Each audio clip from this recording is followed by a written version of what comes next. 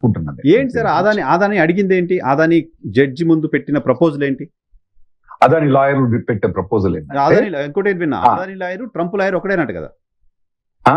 అంటే లాయర్లు అంటే ఇప్పుడు మీ డాక్టర్ నా డాక్టర్ ఒకటైనంత మాత్రాన ఎవరి ట్రీట్మెంట్ వాళ్ళకు నేనేం విన్నానంటే రాబర్ట్ జీప్రా ఆయన ట్రంప్ కు సంబంధించిన వ్యక్తిగత అడ్వకేట్ గా ఉన్నారు. ఆయన ఏ కేసునైతే టేకప్ చేస్తారో ఆ కేసుకు సంబంధించిన రిలీఫ్లు వస్తున్నాయి అమెరికన్ కోర్టులోనే ఒక విన్నా బయట సోషల్ మీడియా, ఎంతవరకు నిజమో తెలియదు. ఆ పర్టికులర్ అడ్వకేటే ఇప్పుడు ఆదానికి సంబంధించిన అడ్వకేట్ గా కూడా ఉన్నారు అని. అంటే మీరు చెప్పేది కరెక్ట్, అన్ని 100% కరెక్ట్ కాకున్నా కూడా ఒకటి మాత్రం నిజం మీరు చెప్పింది. ఏంది? ఏదైతే ట్రంప్ పర్సనల్ లాయరో ఈ కేసు కూడా అతనే టేకప్ చేసిండు. ఆయన హై ప్రొఫైల్ లాయర్ కాబట్టి అతను వీళ్ళు ఇచ్చిండ్రు, అతనే టేకప్ చేసిండు. అంటే ఓవరాల్ గా అంటే అతను మెయిన్ లాయర్ ఉంటాడు, ఇంకా వేరే కింద చాలా మంది లాయర్స్ ఉంటారు, టీం ఉంటారు కదా. ఈ 3 డిపార్ట్మెంట్స్ కూడా అన్ని కలిసి ఒకసారి సెటిల్మెంట్ అయినాయి. ఓకే, ఇక ఫైనల్ జడ్జి సైన్ చేయాలి, మోస్ట్ ప్రాబ్లీ సైన్ చేస్తాడు, ఇది కంప్లీట్ అయ్యారు. ఏ కోర్టులో సార్ ఈ 3 కేసులు అన్ని కలిపి ఏ కోర్టులో ప్రస్తుతం ఆదాని తన స్టేట్మెంట్ ఇచ్చారు? ఏంటి ఈయన పెట్టిన ప్రపోజల్ ఏంటి? అయితే ఇప్పుడు మీకు ఫస్ట్ SEC కంప్లైంట్ ఏంటంటే వాళ్ళ దగ్గర నుంచి దాదాపుగా 7,500 కోట్ల రూపాయలు అక్కడి నుంచి తీసుకొచ్చి అందులో 1,750 కోట్ల రూపాయలు అక్కడి నుంచి మా అమెరికన్ ఇన్వెస్టర్స్ నుంచి రేజ్ చేసిండ్రు. ఆ మనీ తీసుకొచ్చి ఇక్కడ ఇల్లీగల్ గా వాడినని వాళ్ళు, మీ దగ్గర సెబీ ఉంటది కదా, ఆ టైప్ SEC అన్నట్టు. మీకు సెబీ ఈజ్ సివిల్ బాడీ కదా, so SEC is civil body. అయితే దానికి సెటిల్మెంట్ ఏం చేసిందంటే $6 million గౌతమ్ అదానీ కడతాడు. తర్వాత $12 million, 6 million అంటే దాదాపుగా మీకు చెప్పాలంటే 60 కోట్ల రూపాయలు అదానీ గారు కడతారు. సాగర్ అని అదానీ గారి నెఫ్యూ, నాకు తెలిసి సాగర్ అదానీ, అతను కూడా $12 million కడతారు. అయితే ఇందులో వాళ్ళు తప్పు చేసినా లేదా చేయలేదని కూడా ఒప్పుకోరు అన్నట్టు. ఓకే, డప్పు కట్టి కేసు తీసేస్తారు తప్పితే అందులో నేను తప్పు చేసినామని చెప్పరు, తప్పు చేయమని చెప్పరు.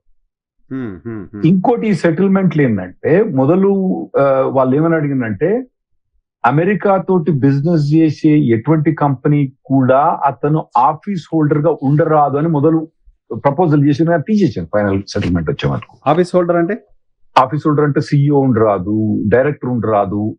మీకు అమెరికా తోటి అందరు బిజినెస్ చేయాల్సిందే, అదాని లాంటి కంపెనీ కంపల్సరీ బిజినెస్ చేయాల్సిందే. సో అంటే దాదాపుగా అతని పొజిషన్స్ అన్ని తీసేయాల్సి వస్తుంది అన్నట్టు ఒకవేళ ఆ అగ్రిమెంట్ కనుక. అది తీసేసిండ్రు. కానీ అగ్రిమెంట్లు ఏంటంటే అదానీ కానీ గౌతమ్ అదానీ కానీ సాగర్ అదానీ కానీ ఇందులో మేము నిర్దోషులము, ఇందులో మాకు ఎటువంటి తప్పు లేదని అటువంటి కూడా ప్రెస్ రిలీజ్ చేయరాదు. ఓహో, పోస్ట్ ఇది కోర్టు, ఇది SEC అగ్రిమెంట్ లా. SEC అగ్రిమెంట్ ప్రకారం వాళ్ళు మొత్తం అలిగేషన్స్ డినై కూడా చేయరాదు అన్నట్టు. ఇదంతా SEC తప్పుడు అలిగేషన్ చేసింది, మాకు ఎటువంటి ఇబ్బంది లేదు, మేము ఎటువంటి తప్పు చేయలేదు కూడా అనరాదు. దే షుడ్ కీప్ క్వైట్ అంతే. That's a better way of doing it. Okay. ఇది SEC complaint.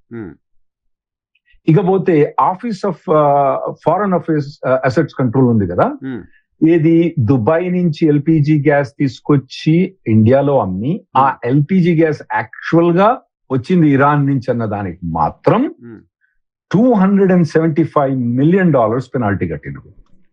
Oh my god, చాలా ఎక్కువ.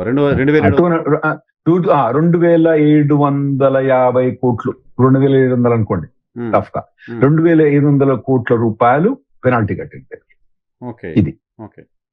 దీనికి బాగా పెనాల్టీ వచ్చింది అన్నట్టు. ఏది LPG గ్యాస్ దుబాయ్ నుంచి కొని ఇండియాకి సప్లై చేసినప్పుడు ఆ LPG గ్యాస్ యాక్చువల్లీ ఇరాన్ నుంచి వచ్చిందని వీళ్ళు కరెక్ట్ గా చెక్ చేయలేదు కాబట్టి ఆ బ్యాంక్ ట్రాన్సాక్షన్స్ ఏవైతే ఉన్నాయో అమెరికన్ బ్యాంక్ ఆ దుబాయ్ నుంచి, ఇప్పుడు ఈ LPG గ్యాస్ ఇరాన్ నుంచి రావాలంటే వీళ్ళు దుబాయ్ వాళ్ళకు పైసలు ఇవ్వాలి, ఆ పైసలు ఇచ్చినాయి మళ్ళా అక్కడ పోతాయి. అక్కడ మధ్యలో ఎక్కడనో అమెరికన్ బ్యాంక్స్ వాడినరు కాబట్టి మేము పెట్టిన శాంక్షన్స్ ను వైలేట్ చేసినారు కాబట్టి మీ మీద జుర్మానాన్ని, అది 207 అంటే 2,750 కోట్ల రూపాయల జుర్మానా వేసింది. అది వీళ్ళు అగ్రి అయి పేమెంట్ చేసి